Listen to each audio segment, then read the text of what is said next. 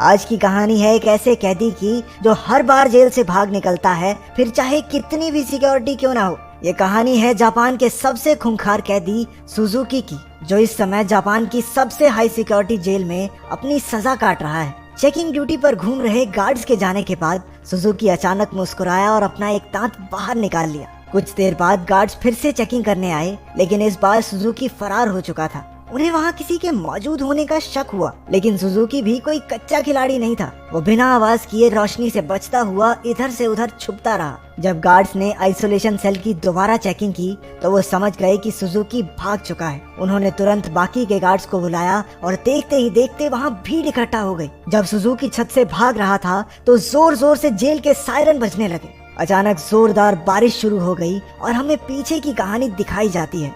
12 साल पहले कुछ कैदियों को एक जेल में लाया गया था। उनमें से एक सुजुकी भी था जो वहाँ 10 साल की सजा काटने आया था। क्योंकि वो कभी कुछ बोलता नहीं था तो सबने मान लिया कि वो शायद गूंगा है। उसकी छाती पर माउंट फिजी का उल्टा टैटू भी था। सुजुकी उस समय भी जेल से भागने के लिए मशहूर था और अब तक 3 बार ऐसा कर चुका था। इसके बाद सुजुकी को एक छोटे से कमरे में लाया गया जहाँ सिर्फ एक रोशनदान था।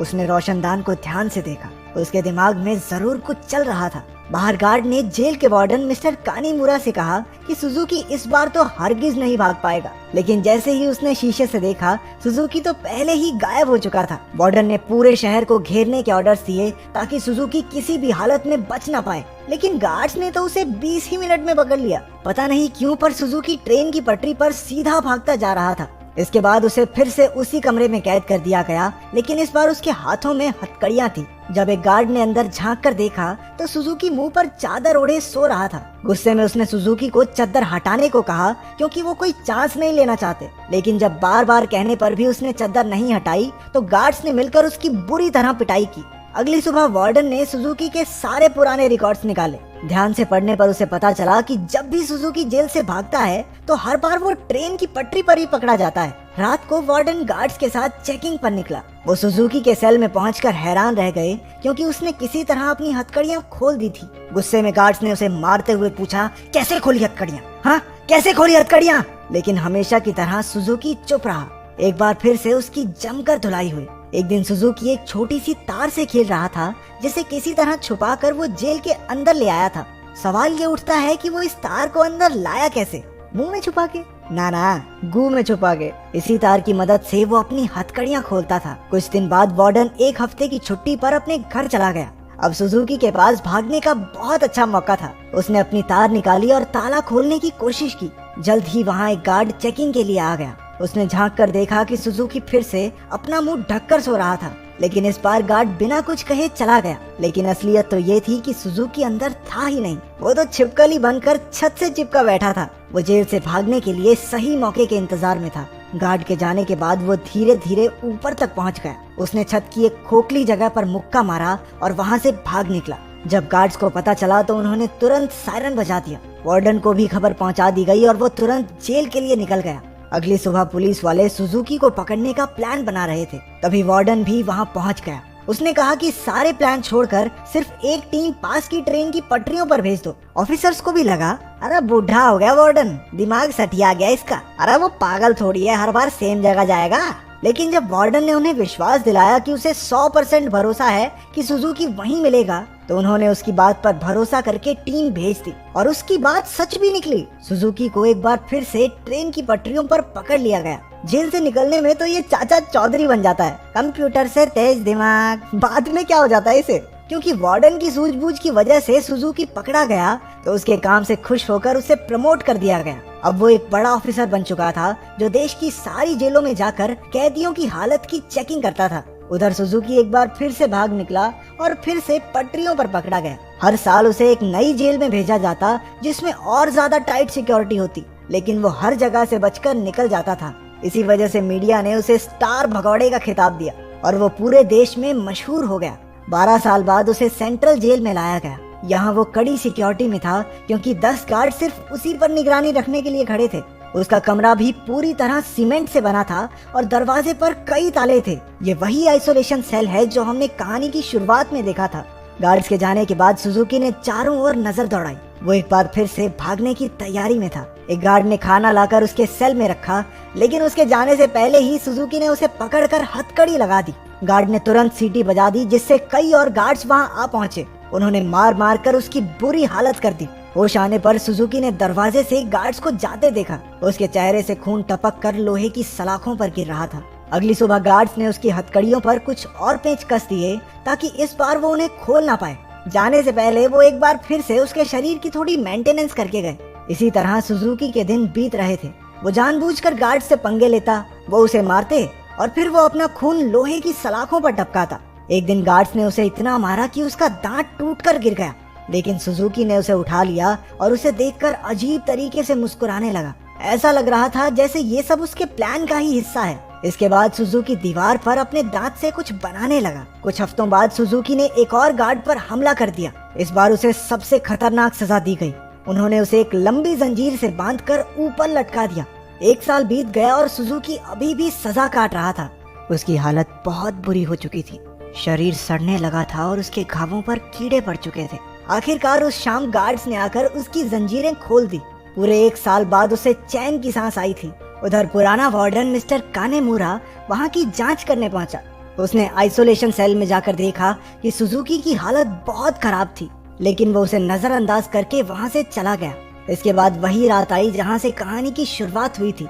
जब बाहर बिजली कड़कने लगी तो सुजुकी ने अपने प्लान को अंजाम दिया। उसने अपना दांत निकाला और हथकड़ियों के पेंच खोलने लगा। असल में सुजुकी दीवार पर दांत से कुछ बनाता नहीं था, बल्कि वो तो उसे घिस घिस कर तीखा कर रहा था ताकि उसके इस्तेमाल से पेंच खोल सके। हथकड़ियों से आजाद होकर उसने दरवाजे पर जाकर लोहे की सलाखों को धक्का देना शुरू किया। लगातार खून टपकने की वजह से सलाखों पर जंग लग चुका था। कुछ ही पलों में सलाखें टूट गई और सुजुकी जेल से फरार हो गया। इसके बाद सुजुकी के जन्म की कहानी बताई गई। उसके पैदा होते ही उसकी माँ की मौत हो गई थी और उसका बाप जेल में सड़ रहा था। इसी वजह से वो अपने रिश्तेदारों के घर पला। एक दिन सुजुकी जंगल में प्रैक्टिस कर रहा था जब उसे दूर से एक आदमी आता दिखाई दिया। ये कोई और नहीं उसका बाप था। उन्होंने कुछ समय बातें की और तभी उसने अपने पिता की छाती पर माउंट फ्रीजी का एक टैटू देखा। बदकिस्मती से जल्द ही वहाँ कुछ पुलिस वाले आ गए जो सुजुकी के पिता को पकड़ना चाहते थे। वो उन्हें देखकर रेल की पटरी पर सीधा सीधा भागने लगा।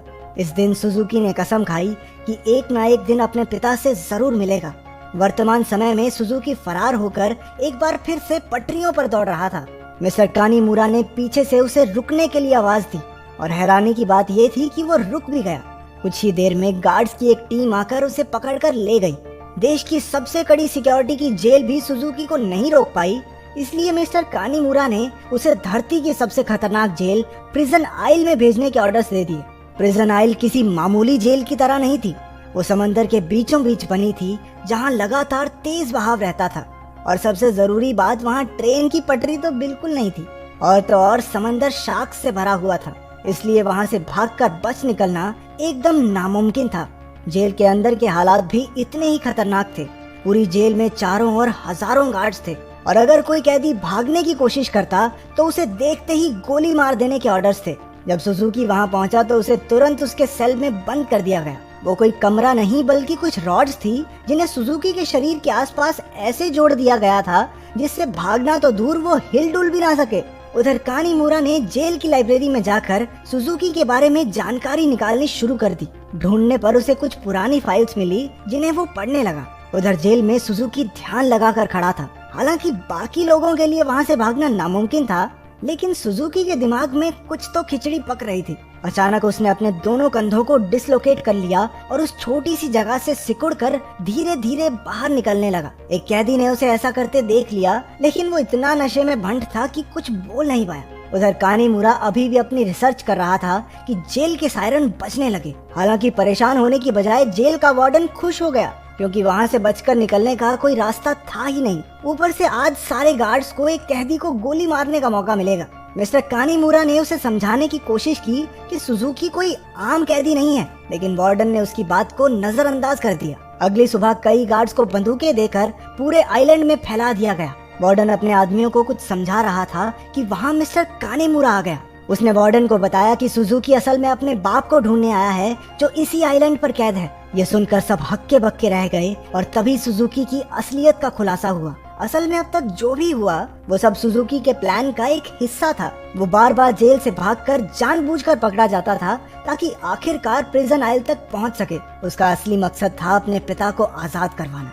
आखिरकार सुजुकी अपने पिता से मिला और एक दूसरे को इतने साल बाद देखकर दोनों खूब रोए। बदकिस्मती से मिस्टर कानीमुरा वार्डन और बाकी के गार्ड्स के साथ वहीं आ रहा था, लेकिन उनके पहुंचने से पहले ही सुजुकी उस बूढ़े आदमी के साथ गायब हो गया। सुजुकी अपने पिता को आइलैंड के छोर तक ले आया। उसने पहले से ही वहाँ एक पैराग्लाइडर तैयार कर रखा था।